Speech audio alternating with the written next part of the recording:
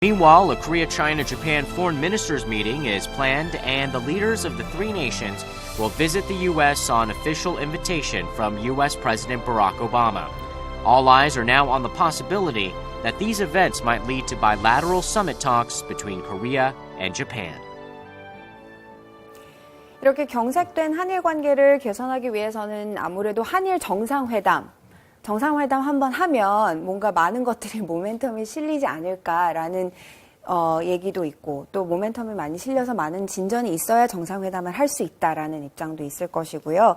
일단 박 대통령과 아베 총리 3년째 만나지 못하고 있습니다. 적어도 양자회담으로서는요. 양국의 여전한 입장 차이 어떻게 보시나요? 계속 강조하는 이야기지만 아베 총리와 아베 정부의 어떤 인식의 전환이 좀 필요하지 않을까. 제가 일본에 갔을 때, 일본의 본심을 좀 드러낸 분들이 계셨어요. 그러니까 양국이 올해 관계를 개선해야 되는 건 틀림없다. 네. 그런데 양국이 같이 노력을 해야 된다. 그거는 언론적으로는 맞는 이야기예요. 그래서 제가 질문을 드렸어요. 그러면 여러분은 한국이 어떤 노력을 해주기를 원하느냐? 그랬더니 외교 쪽에 계신 분입니다. 서울에 있는 일본 대사관 앞에 있는 위안부 소녀상을 철거를 해달라. 그게 첫째예요. 둘째, 유엔 본부 앞에서 위안부 문제 관련해서 우리 교포들이 시위하고 있는데 그걸 못하게 해달라. 근데 사실은 그게 다 말이 안 되는 이야기입니다. 그래서 제가 왜 말이 안 되는지를 설명을 했습니다. 그래서 일본이 한국이 하기 어려운 불가능한 거를 제시하면서 한국이 협력해달라고 하는 건 그거는 한국 뻔히 알면서 하는 이야기죠. 한국의 변화를. 그러면 일본이 스스로 변화할 마음가짐이 안 돼 있다라는 걸 노출하는 것밖에 안 된단 말이죠. 그래서 일본이 진정하게 과거사 문제에 대해서 반성하는 모습을 보인다. 그래서 양국 관계가 개선이 된다. 제가 보기에는 유엔 본부 앞에 시위가 어느 정도 벌어질지 몰라도 그건 사실은 그렇게 찾아질 수 있는 거고, 소녀상 철거의 문제는 사실 전혀 별개의 문제란 말이죠. 그런데 우리 한국의 정서를 뻔히 알 수 있는 일본의 관계자가 그런 이야기를 한다. 그래서 사실은 좀 걱정을 했습니다. 그래서 제가 정면으로 반박하고는 불가능한 일이고, 그렇게 해서 한국이 협력하기를 원한다면 그건 올해도 그냥 가는 거다.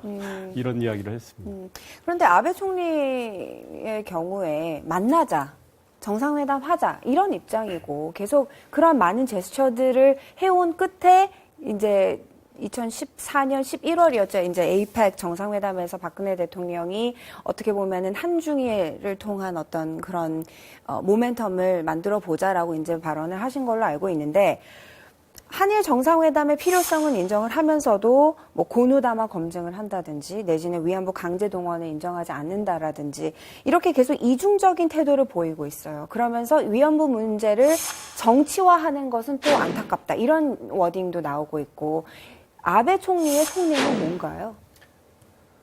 속내라고 하면 네. 그러니까 자신이 갖고 있는 그 우파적인 신념을 그대로 계속하고 정치에서 실천하고 싶은 거죠. 네. 간단하게 말하면.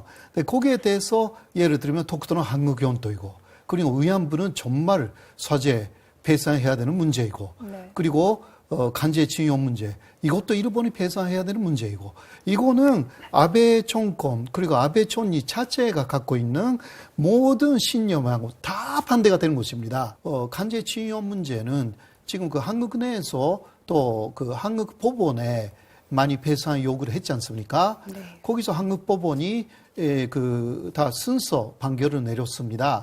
그렇지 않습니까? 중국 내에서도 비슷합니다. 중국 사람들이 간제징용 받았던 일본 쪽에 그런 분들이 지금까지는 일본 정부, 일본 법원에 많이 호소를 했는데, 지금은 중국 법원에 호소를 하고 있죠.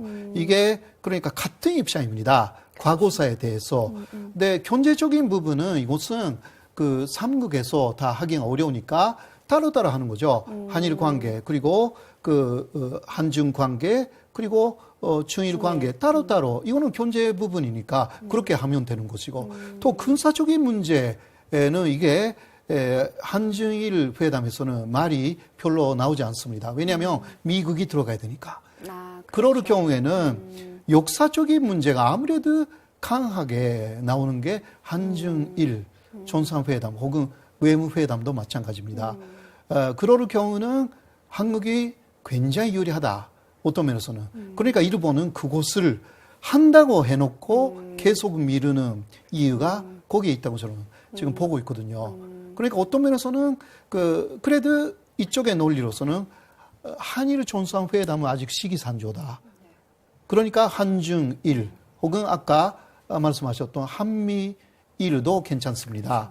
그게 이제 일종의 뭐 외교 기술인지는 몰라도 누차 강조하지만 우리 아베 총리 또 아베 정부가 과거사에 대해서 진짜 성찰을 하고 그 문제를 뭐 진짜 과거사로 보내고 하려면 진지한 반성과 성찰이 있어야 되겠죠. 그리고 뭐 삼국 관계든 양국 관계든 미래지향적으로 가려면 그걸 해줘야 되고.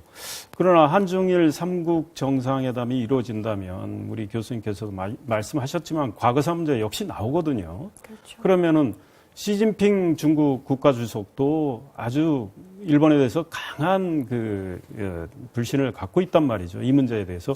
그러니까 강한 입장을 낼 겁니다. 그리고 이미 뭐 낸 적도 있고 또 우리 뭐 박근혜 대통령께서도 마찬가지고. 그런 문제가 나올 때 아베 총리가 또 뭐 어떤 레토릭을 구사해서 뭐 이렇게 하면 구차해 보여요. 그래서 그 문제에 대해서 깔끔하게 정리를 좀 하는 모습. 그래야 국제사회의 진짜 진정한 지도자의 모습이 되지 않을까 이런 생각합니다. 자, 지금까지 이렇게 올해 초에 어떻게 보면 긍정적인 신호탄으로 보일 수도 있는 한일 양국 간의 그 정치 분야의 교류를 이제